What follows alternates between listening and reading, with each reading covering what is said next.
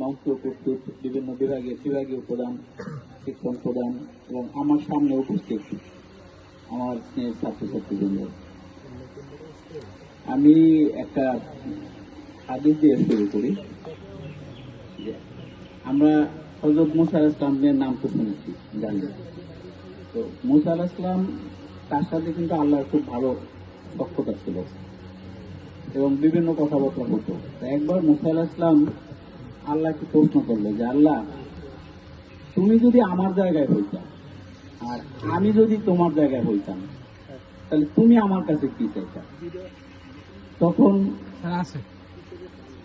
আল্লাহ বলল যে, এরকম তো হওয়ার কথা না। যাও, তারপরে যেহেতু তুমি বলছো, আমি চাইতাম সুস্থতা। আমি মানুষের কাছে আমি চাইতাম সুস্থতা, কারণ সুস্থতা হলো সবচেয়ে বড় নিয়ামত।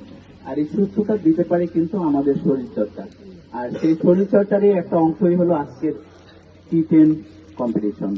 আজকের এই T10 কম্পিটিশনে আমরা একটা চমৎকার জমজমাট ফাইনাল খেলা উপভোগ করলাম। দুই দলই চমৎকার ভাবে খেলেছে, কিন্তু কোনো না কোনো দল তো বিজয়ী হবে ইনশাল্লাহ। এ দল বিজয়ী হয়েছে, বিজয়ী দলকে অভিনন্দন। যারা বিজয়ী হতে পারেনি, রানার্স আপ হয়েছে, তাদের জন্য রইল অভিনন্দন। গত বছরের চ্যাম্পিয়ন ছিল ইলেকট্রিক্যাল চ্যাম্পিয়ন ছিল, রানার্স আপ ছিল ইলেকট্রিক্যাল। এবার চ্যাম্পিয়ন হলো সিভিল, রানার্স আপ হলো সিভিল। আমার শিক্ষকের যে একটা দল ছিল, তারা কিছুই হইতে পারলো না। আমার কিন্তু একটা মনের ভিতরে বড় ধরনের আক্ষেপ রয়ে গেল। গত বছরও পারলাম না, এবছরও পারলাম না। কিন্তু আমি কিন্তু এবার ছাত্রদের একটা হুমকি দেবো, সেটা হলো সামনের যে ট্রফি, ইনশাল্লাহ আগামী বছরের ট্রফি কিন্তু আমার লাগবে। আমার এই জন্য আমার যদি ছাত্র ভাড়া করা লাগে, হায়ার করা লাগে, ম্যাচ ফিক্সিং করা লাগে, সবকিছু করবো। তারপরে আমার কিন্তু ট্রফি ইনশাল্লাহ আগামীতে লাগবে। আজকের এই খেলাকে সুন্দর এবং সাফল্যজনক ভাবে পরিচালনা করার জন্য বিভিন্ন পর্যায়ে বিভিন্ন দায়িত্বপ্রাপ্ত লোক বিভিন্নভাবে দায়িত্ব পালন করেছেন, চমৎকারভাবে তারা দায়িত্ব পালন করেছেন। আমার আয়োজক কমিটি চমৎকারভাবে দায়িত্ব পালন করেছে, ক্রীড়া শিক্ষক তার উপর অর্পিত দায়িত্ব যথেষ্টভাবে পালন করেছে। আমার যে কেয়ারটেকার, তার অবদানকে ছোট করে দেখলে চলবে না। যারা এই মঞ্চ তৈরি করছে, তারাও যথেষ্ট ভূমিকা রেখেছে। আমি দেখছি রোদের ভিতরে একটা ছেলে, রোবারের ছেলে, সেই ছাদের উপরে, ওয়ার্কশপ ভবনের ছাদের উপরে যে তারপরে বল পিক করছে, ওর অবদানটাও কিন্তু কোনো অংশে কম নয়। আমার যে 8টা দল, যে 8টা দলে খেলা অংশগ্রহণ করছে, প্রত্যেকেরই কিন্তু অবদান আছে। তারা যদি অংশগ্রহণ না করতো, তাহলে কিন্তু আমরা এই চ্যাম্পিয়ন খুঁজে পেতাম না। আমাদের আজকের এই টুর্নামেন্টের আরো একটা উদ্দেশ্য আছে, সেটা হলো পটুয়াখালী পিপিআই সেরা একাদশ নির্বাচন করা, যাতে করে আমরা জেলা পর্যায়ে, বিভাগীয় পর্যায়ে এবং পরিশেষে জাতীয় পর্যায়ে খেলতে পারি। তোমাদের নিশ্চয়ই মনে আছে, আমরা গত বছর জাতীয় পর্যায়ে আমরা সেমিফাইনালে যাইয়া ফিরে আসছি। আমাদের এবারের লক্ষ্য আরো বেশি, আমরা ইনশাল্লাহ চ্যাম্পিয়ন পর্যন্ত যেতে চাই।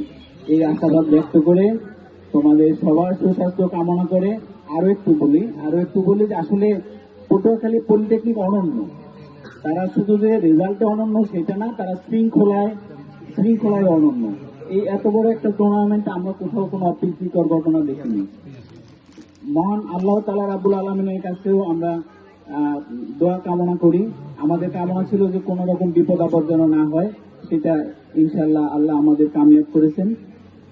পরিশেষে আবারও এই সামনে আমার মনে হয় আমাদের ফুটবল নিয়ে আবার নামতে হবে, রিহার্সাল আসতে যাবে, ফুটবল খেলার ওই মিটিং এ হবে ইনশাল্লাহ। তোমরা যদি এরকম সুশৃঙ্খলতার পরিচয় দাও, ইনশাল্লাহ হবে। ফুটবল কেন, এরপরে প্রয়োজনে কাবাডিও খেলবো ইনশাল্লাহ। তো আজকে ব্যাডমিন্টন হবে ইনশাল্লাহ। ভলিবল, তো মজার একটা কথা বলতে, আমি ভলিবল কিনে রাখছি, কিন্তু ভলিবল খেলার কোনো লোক নেই। আমি চাই একটা ভলিবল টুর্নামেন্ট হোক, এটাও হোক, কিন্তু তোমাদের সেই পরিবেশটা রক্ষা করতে হবে। আর আমরা এই 3 দিন আমরা খেলাধুলার ভিতরে ছিলাম, একেবারে শিক্ষক স্টাফ সবাই ছিলাম। আমরা কিন্তু লেখাপড়ার মধ্যে ছিলাম না। আমাদের মিড টার্ম পরীক্ষা তোমরা জানো, 12 তারিখ থেকে মিড টার্ম পরীক্ষা শুরু।